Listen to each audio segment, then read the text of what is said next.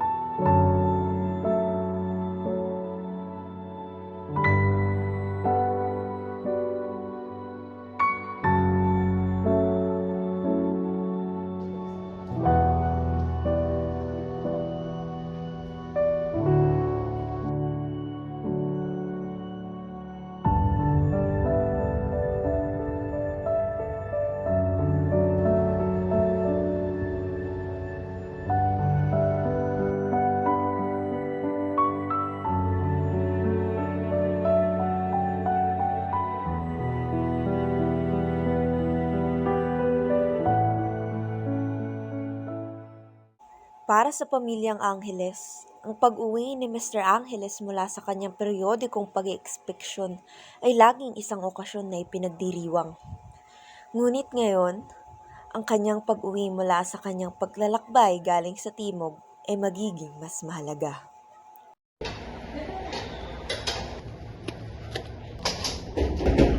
Tao po. Ano po yun? Ako si Angeles. Ako ba? Ano yung ako? Meron po liyan galing kay Dinong Angeles.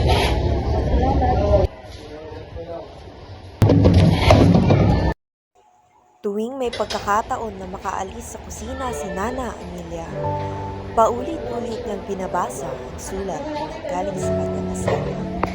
Kakilala ko lamang isang mahusay na mat weaver, isang tunay na profesional at mayroong akong sorpresa para sa iyo at sa mga anak natin. Hinihiling ko sa kanya na mag-weave ng isang sleeping mat para sa bawat pamilya natin. Ginagamit niya ang iba't ibang kulay para sa bawat mat at sa dominanteng kulay ng mga birthstone natin. Ang ginagamit niya para sa bawat mat. Sigurado ako na magugustuhan ito ng ating mga anak. Alam ko rin na magugustuhan mo rin ito. Hindi na ako umatiis na makauwi at mapakita ito sa iyo. Sabi ka na naman. Ako. Sino naman kayo napunta yung dalawang yun? Uy, nandito na po. Uy, si ate. Dito na pala kayo. Sabay-sabay na po. Kamusta naman kayo kanina sa school? Okay naman. Okay lang. Kaso nga lang isa mag-cutting. Uy, nag-cutting ka na naman. Hindi pa. Lang po. Susumbong talaga kita kay nanay.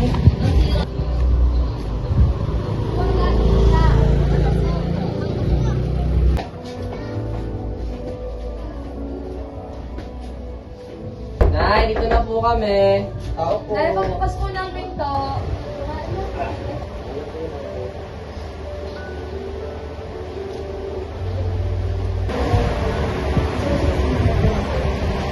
Salamat.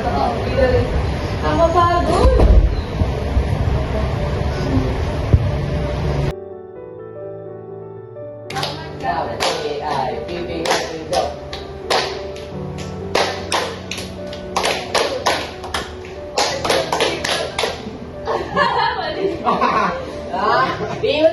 Jose! Marcelina! Ayusin niyo na ang mesa! May mahalagang balita ako! Sige Sige po, Nay. Uy, maayos na kayo dyan. Ano po bang gagawin? Ano yung kulay ko? Hello.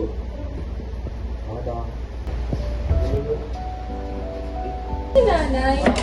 Nay, gagawin ito, Nay.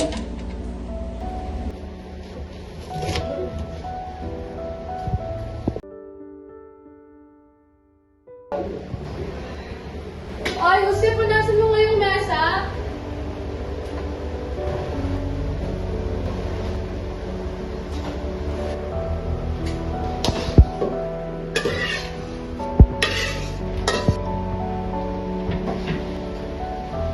Nay, nakahanda na po yung mga pagkain. Sandali! Mga anak, bumaba na kayo dyan! Kakain na tayo! Ito lang. Basta, kumain na lang kayo. Nga pala, kakatanggap ko lamang ng liham mula sa inyong ama kaninang umaga lamang. Jose, maaari mo ba itong basahin para sa amin? Sige po, Nay. Kakakilala ko lang mga isang mahusay na nagkakabi. Isang tunay na profesional at meron akong sorpresa para sa inyo at sa mga anak natin. Huy, may sorpresa sa atin. Yes! Ano kaya yan? Hiniling ko sa kanya na maghabi ng isang matutulugang banig para sa bawat isa sa pamilya natin. Uy, banig! Uy, paborito mo yung bariga. Makakatulog na ng maayos. Ginagamit niya ang iba't ibang kulay para sa bawat banig at mga dominanteng kulay ng mga birthstone natin. Ang ginagamit niya para sa bawat banig. Sigurado ako na magugustuhan ito ng ating mga anak. Alam ko na magugustuhan mo rin ito. Hindi ko na matiis na makauwi at maipakita ito sa iyo. Labis na natuwa ang kanilang mga anak dahil sa balita tungkol sa mga bats. Kinagabihan, nagsulat din ng liham si Nana Emilia para sa kanyang asawa. Mga kapatid, gising pa kayo? Sa tingin nyo, ano kayang dadalhin ni tatay na na mga banig sa pag-uwi niya?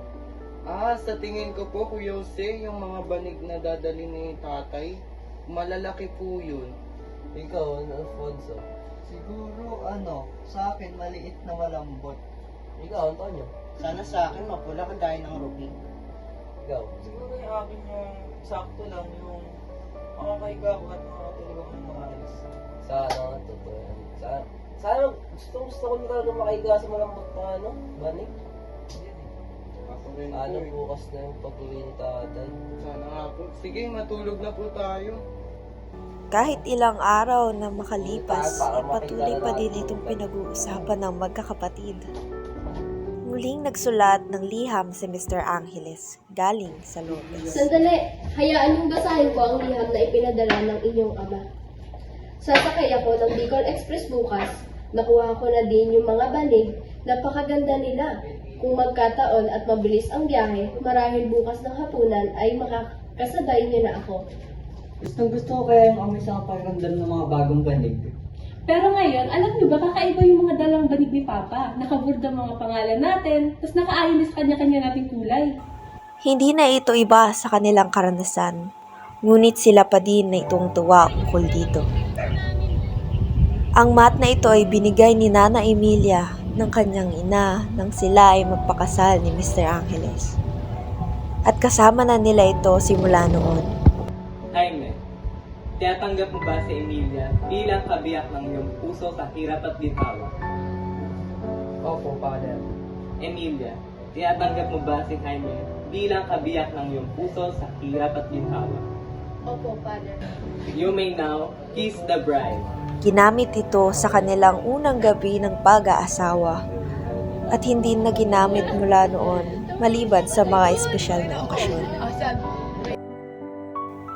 Ang paglatag ng mat na iyon ay naging isang uri ng ritual. Naugnay ito sa mga pagkakaroon ng malubhang sakit na mga kasapi nila sa pamilya. Mga sakit na hindi biro. Mga kapatid ko, kailan pa ba kayo magigising? Ang tataas pa ng mga lagnat nyo Alam niyo ba ang nangunghulila na sa inyong mga pamilya natin? Pakiusap, gumising na kayo dyan.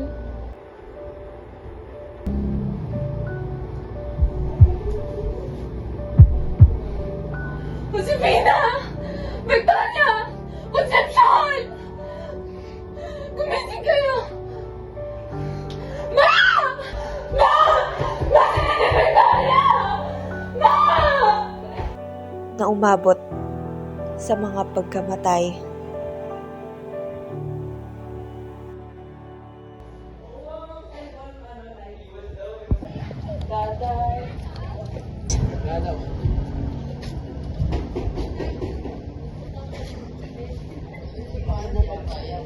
Nakauwi ka na rin sa wakas. Namiss ka namin. Wala! Nandito na ang papa niyo! Si tatay? Ay! Wala! Ay! Paano po, paano po?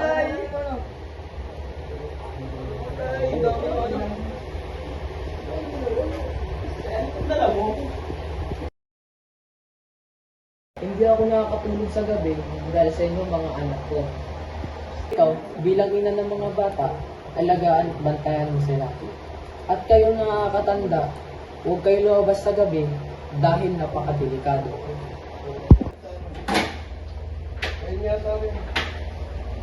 Sa wakas, pagkatapos ng mahabang panahon ng kanyang pagsisigarilyo, tumayo si Mr. Angeles mula sa kanyang upuan sa dulo ng lamesa at tumungo sa sulok kung saan nakaimbak ang kanyang mga bagahe. Bakit, Tay? Ano po yan, Tay? Ano po meron? May regalo ko mga mats para sa inyo. Ay, na yan, Tay! Wow, Biling, mahal! Ito na ang mga banig! Marcelina, halika na! Bakit po, Nay? At ito para sa'yo, anak Marcelina. Wow! Isang live! Salamat, Papa! Tignan mo, Ate Marcelina, oh, nakabudring buong pangalan mo. Kaya nga, ang ganda! Jose, para sa'yo. Ito yung pangarap ko. Para sa pangarap mo na akong medical. Maraming salamat pa. Natandaan mo, huwag mo gamitin yan na internship mo, ha? Opo, Tay. Para sa'yo, Alfonso. At para sa'yo, Jesus. Para sa'yo, man. Maraming salamat po, Tay. At para sa'yo, Alfonso. Salamat po, Tay. Salamat po, Tay! Magkakaiba at magaganda sila parehas parang kayo mga anak ko. Hindi, bakit may natitira ka? Oo, Emilia. Itong isang Hindi to. ko kailangan gawin yan! Hindi, Emilia! Hindi natin sila pwedeng kalimutan! Josefina, Victoria, Concepcion. Sa tingin mo ba, tama kalimutan na lang sila? Ang mga anak natin? Patawad, Jaime! Patawad? Mapapatawad ba natin ang ating mga sarili? Papa! Tahimik! Hindi nyo maintindihan! Hindi nyo alam! Hindi nyo alam yung pakiramdam na wala na makalimutan! Tapos na! Tapos na lahat to! Jaime, mahal ko!